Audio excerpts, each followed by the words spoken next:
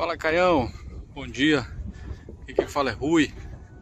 Estou aqui em Faro hoje, mas moro na Alemanha com a minha família, aqui com meu filhão, o Yuri. E eu tenho uma pergunta para você. Sou pai de primeira viagem e queria saber de você, que é pai de tantos filhos, tanto biológicos quanto em decorrência do seu matrimônio, e também muitos filhos espalhados pelo mundo, assim como eu. Eu queria que você me desse um conselho.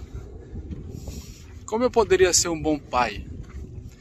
Ou o que é ser um bom pai aos olhos do Evangelho? Eu percebi que ser um bom pai é uma decisão, né, de querer ser. Eu não tive um exemplo muito bom dentro de casa, mas eu percebi que é uma decisão, é querer, né? Mesmo estando cansado, sem vontade, você tem que priorizar a família, o filho acima de tudo. Isso eu venho fazendo. Mas aos olhos do Evangelho, não só aos olhos do Evangelho, mas uma visão social, né? Sei que já é um cara muito experiente. O que você pode me falar para esse pai de primeira viagem? Muito obrigado por tudo. Eu assisto seus vídeos há mais de 6 anos. Desde que eu cheguei aqui na Europa, você me ajudou muito.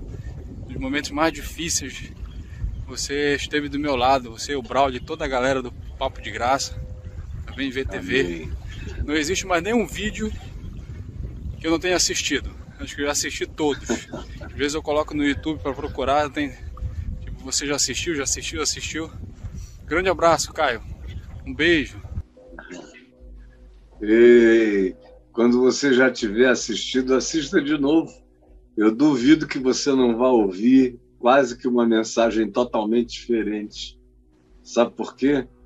As mensagens que a gente entende quase que totalmente e quase que sempre são aquelas que a gente pode entender naquela hora. São aquelas que a gente conseguiu discernir naquele tempo. São aquelas que a gente estava como que preparado para acolhê-las naquela hora. Mas, às vezes, a mesma mensagem tem dezenas de outras coisas a te falar. Enquanto a gente está ouvindo, a gente absorve no máximo 15% do que está sendo dito. Se você ouvir de novo e de novo, você vai ver tanta coisa que você não tinha visto, ouvir tanta coisa que você não tinha ouvido. É como ler a Bíblia. Você pode ler o mesmo livro tantas vezes, mas cada vez que você retorna, tem coisas novas que parece que você viu pela primeira vez. O Evangelho tem esse poder da renovação, porque trata-se de uma palavra viva e vitalizada pelo Espírito Santo e que sempre se aplica à necessidade de quem está ouvindo, tá bom? Guarde isso e guardem todos vocês isso e pratiquem desse modo, porque só aí no YouTube tem mais de 20 mil mensagens para serem ouvidas. É muito, é muito, é muito. Então, deixa eu te responder, meu querido Rui. Você vinha andando com seu neném na praia, se não me engano, você falou que estava na praia em Faro. Faro é em Portugal, embora você more na Alemanha. Estava com mais cara de praia portuguesa do que de praia alemã, mas se eu tiver entendido errado, não tem nenhum problema. Achei lindo você vir caminhando com seu neném às margens e me lembrou um dos meus filhos, o Daniel, com o cabelo preso, assim, o formato do rosto. Lembra? Eu olhei e vi o Daniel com um filhinho na mão, ele ainda não tem, né? E não significa que eu esteja profetizando que ele terá daqui a um tempo ou qualquer coisa. Pois bem, como é que a gente se torna um bom pai? Você sabe que esse foi o critério primordial como sinal da vinda do Messias, da vinda de Jesus ao mundo, é o que diz o último livro do Velho Testamento, o livro de Malaquias. Dá esse conselho aos pais e aos filhos. Enquanto os filhos não têm a capacidade de entender o conselho, ele é só dos pais, mas quando os filhos têm a capacidade de entender, passa a ser uma responsabilidade dos filhos, tanto quanto seja e é dos pais. E o que está dito? Está dito que aquele que virá no espírito e no poder de Elias virá para reconciliar o coração dos pais aos filhos e o coração dos filhos a seus pais, antes que venha o grande e terrível dia do Senhor. Aí passam 400 anos, nasce João Batista, e quando se viu que o menino era filho do milagre, que tudo começou com uma visão que o pai dele, Zacarias, teve na hora em que estava no seu turno sacerdotal, trazendo oferendas no culto do templo em Jerusalém, e ele viu um anjo, e a história nós sabemos que anuncia que ele será o pai de um filho. Ele discute quase com o anjo: olha, eu já era, minha mulher também, a broxice já chegou aqui, não rola. E o anjo disse: você não crê na palavra e nos impossíveis de Deus? Então, olha, você vai ficar sem falar nada, vai ficar mudo até o teu filho nascer. Que é para você aprender no seu coração que para a palavra de Deus não há impossíveis para Deus em todos os seus desígnios. Então, Zacarias, o pai de João Batista, esperou o neném nascer, o neném nasceu. Maria foi visitar Isabel, a mãe de João, que era prima dela, e quando Maria disse: oi, Isabel, Deus te abençoe, chegando em casa, o neném estremeceu todo no ventre, estava com 6 meses, era um feto vivo e ativo, recebendo as emoções. Ele era já um nenenzinho de 6 meses no ventre da mãe, recebendo as influências do poder do feto Jesus no ventre de Maria, e ele estremece lá dentro, e Isabel diz: a criança se alegrou com a voz da tua saudação, de onde me provém que me venha visitar a mãe do meu Senhor? E aí então começam a surgir os elementos proféticos, e quando o próprio Zacarias voltou a falar e disse que o nome do menino era João, e a palavra de Deus veio sobre ele, ele profetizou acerca do filho, dizendo: tu, menino, que vieste para anunciar os caminhos desse que chega como o sol nascente das alturas, tu o precederás. E aí o que se diz? Precederás com a intenção, e a mais importante e significativa declaração é essa: a fim de converteres o coração dos pais aos filhos e o coração dos filhos aos seus pais. Se o coração do pai não se converte ao filho, não tem nada que ele possa fazer em nome de Deus, por Deus, para Deus. Não tem nada que ele possa dar, não tem nada que ele possa oferecer que tenha qualquer valor. Preste bem o que eu estou lhe dizendo. Você pode vender todos os seus bens e dar-o aos pobres.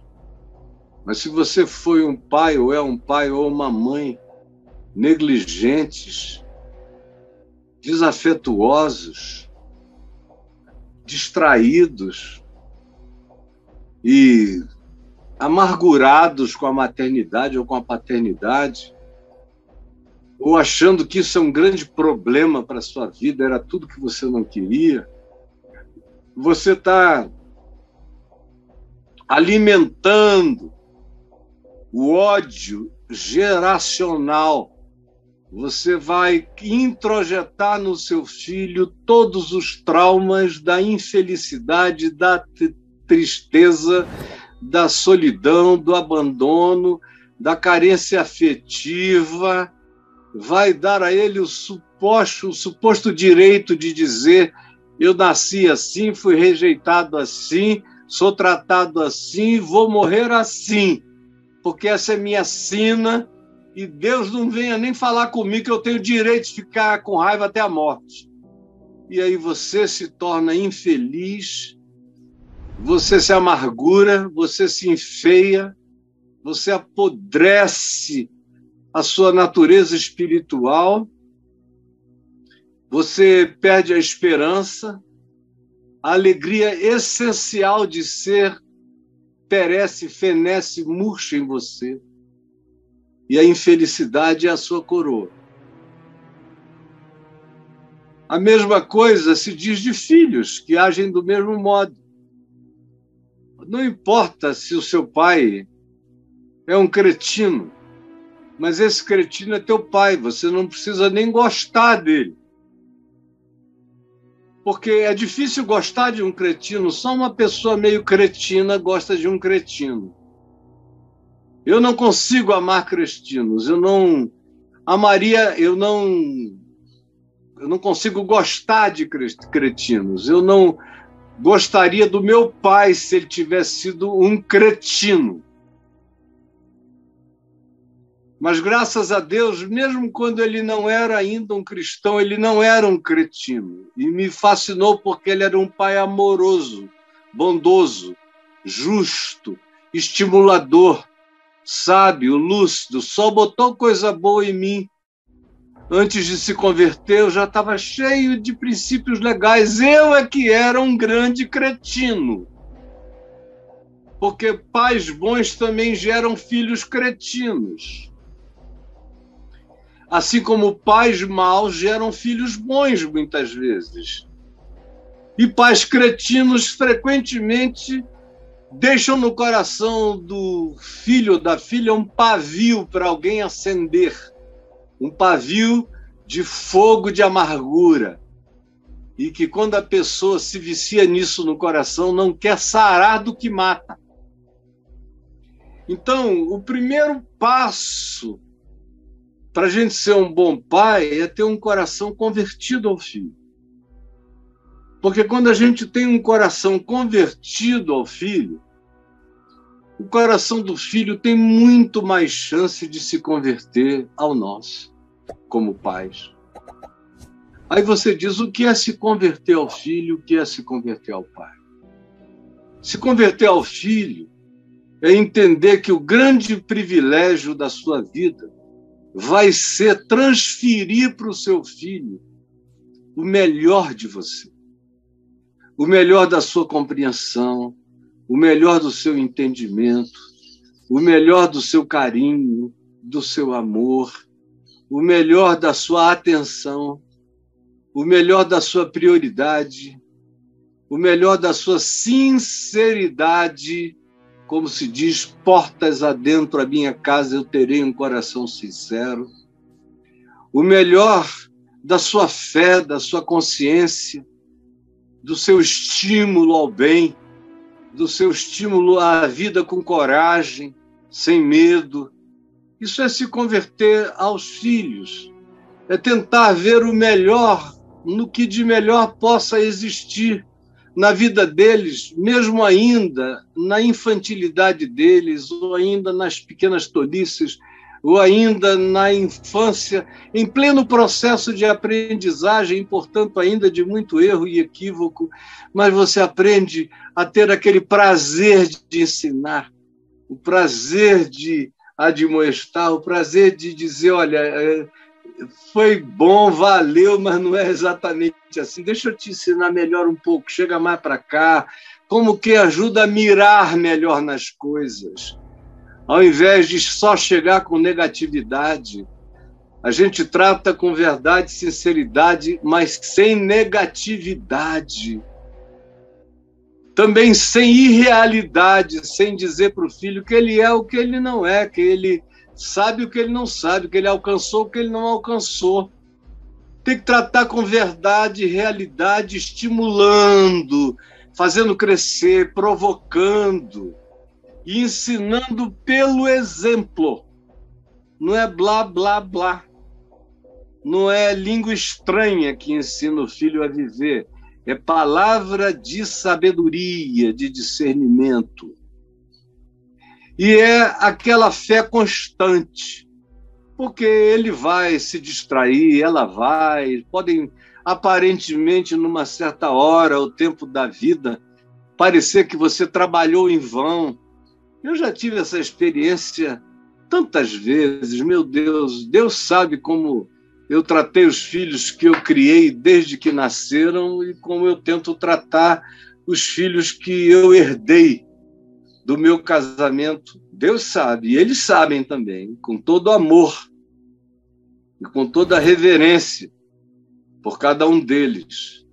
Agora, eu já tive em todos eles frustrações, porque você se dá, você ensina, você mostra, você usa de sabedoria, você tem paciência, você ri com compaixão e misericórdia daquilo que você nem aprova, às vezes só para ganhar um lugar de fala amanhã, depois, para conversar sobre o assunto.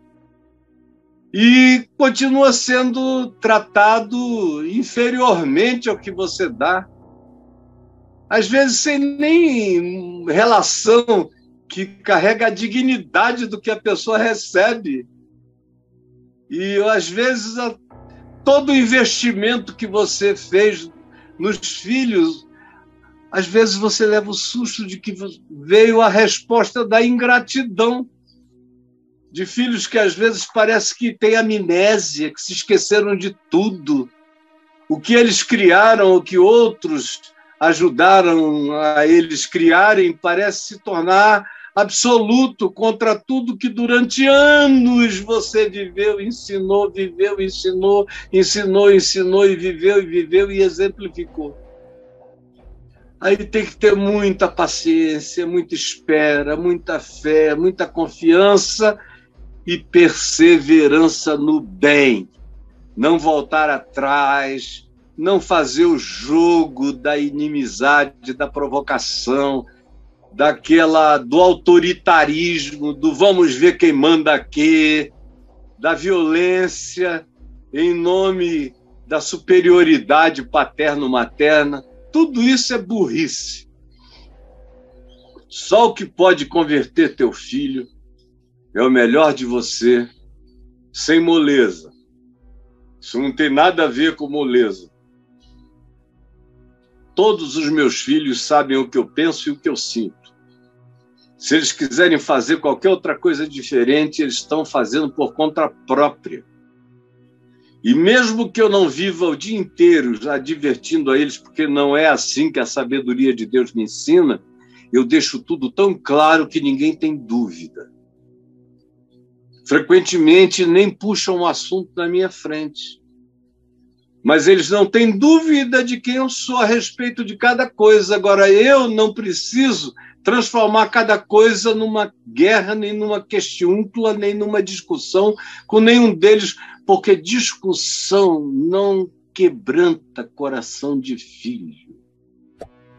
As coisas que mais me arrebentaram em relação a meu pai, por exemplo, porque eu fui um filho que deu todos os trabalhos do mundo na adolescência, mas o que mais me quebrantou foi quando eu via que ele podia dar um soco na mesa e dar um grito comigo, com todo o direito de dar, mas eu via, às vezes, os olhos dele se marejarem de lágrimas e ele se levantar, pegar a muletinha dele, afastar a cadeira, sair num cantinho, subir, ir para o quarto dele e fechar a porta.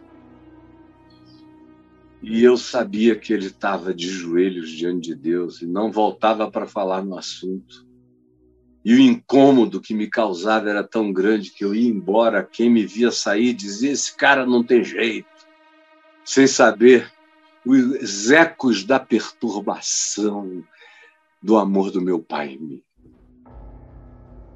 E foi esse amor contra o qual eu me insurgi, que parecia tão sublime e divino, que eu não queria que ele me dera, ele fosse um pouquinho ruim para justificar a minha maldade, mas ele não dava nenhuma justificativa para eu ser como eu era.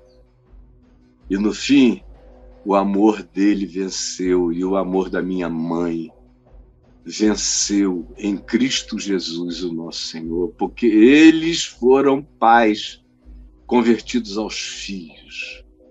E eles entendiam, eles acolhiam os meus amigos, eles não gostavam do que eles viam, nem dos amigos homens que eu tinha, nem daquelas mulheres que me pegavam lá. Eles diziam: meu Deus, esse cara vive no meio da confusão e da promiscuidade, mas eles saudavam todo mundo, eram gentis, eram elegantes, eram humanos, eram generosos, e o meu coração ia se quebrantando a ponto de que houve amigos meus que disseram: nunca vi um cara mais escroto que você.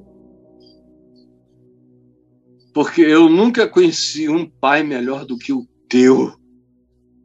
E era um amigo meu, muambeiro, traficante, que não tinha escrúpulos com nada, que me falou isso com lágrimas nos olhos, me dando uma bronca. Como é que você pode ser assim, cara? E como é que os filhos se convertem aos pais? Do mesmo modo. Assim como o pai tem que entender que o filho está amadurecendo, os filhos têm que entender que os pais são de outra geração, que eles tiveram outra criação, outro fomento cultural, outros significados. Não adianta só você dizer: é doença cultural estrutural.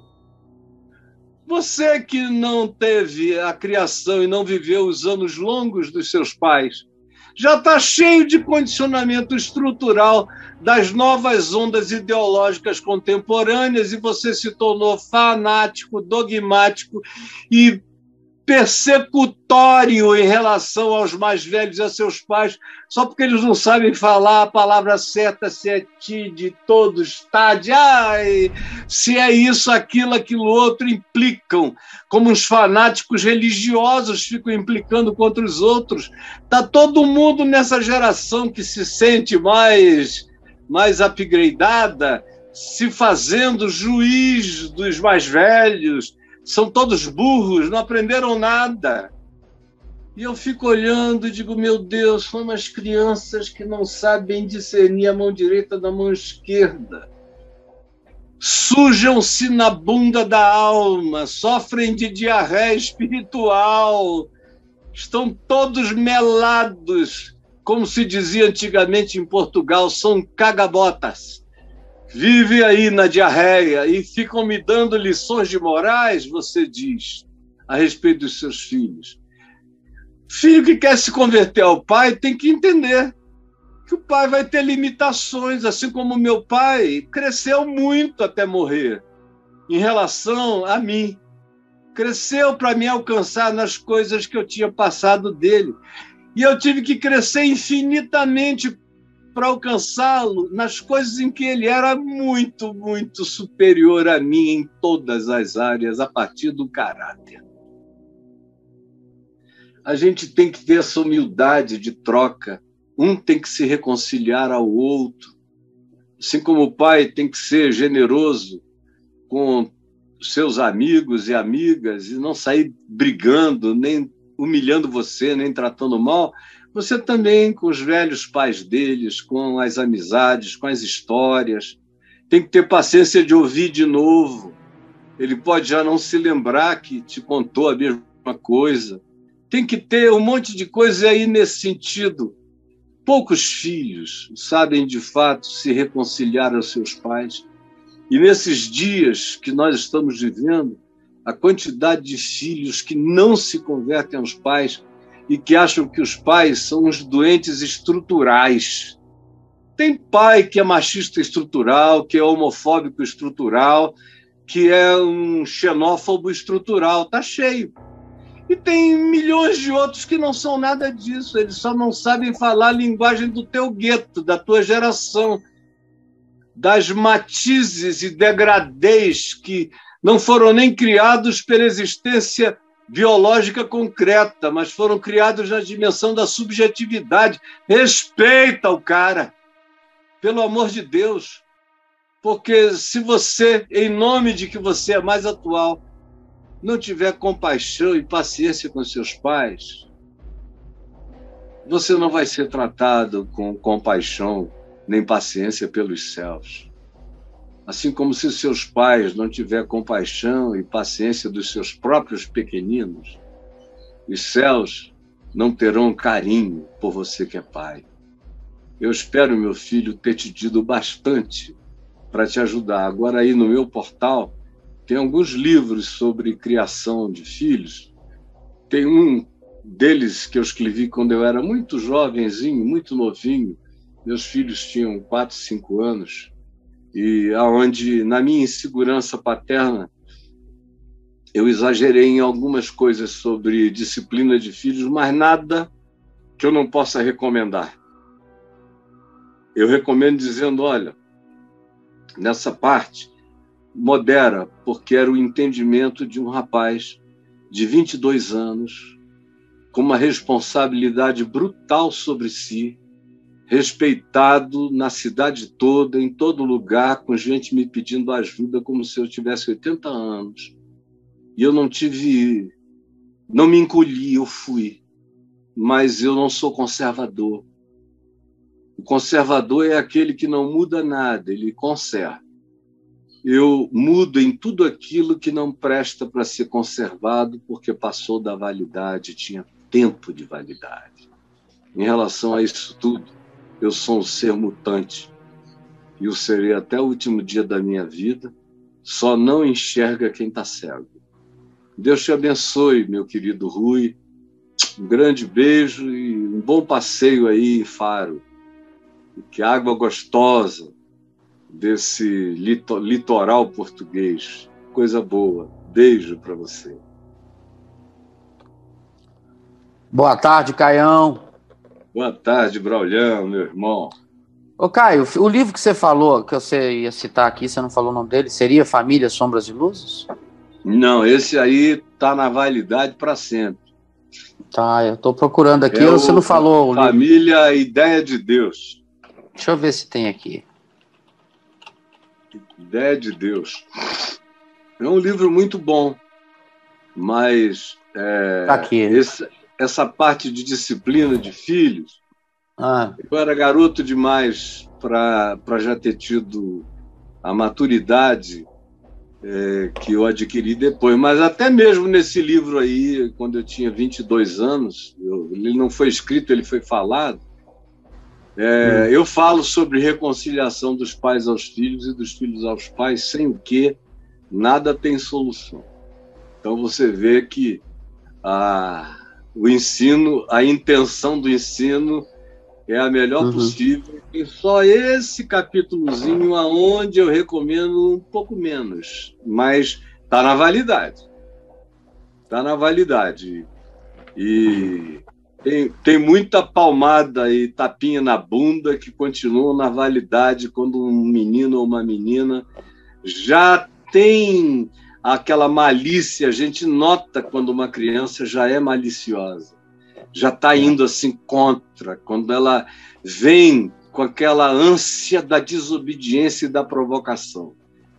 Então, se você não tiver a coragem de sinalizar com as palavras que a pessoa entende, não, são algumas poucas vezes, mas vai aprendendo, você vai quebrando o espírito da provocação. E, como diz o livro de Provérbios, até a criança, desde a mais tenra idade, já mostra a sua inclinação para o bem e para o mal. Só não acredita nisso quem não botou o pé no chão da realidade ou quem não criou filhos até o dia de hoje.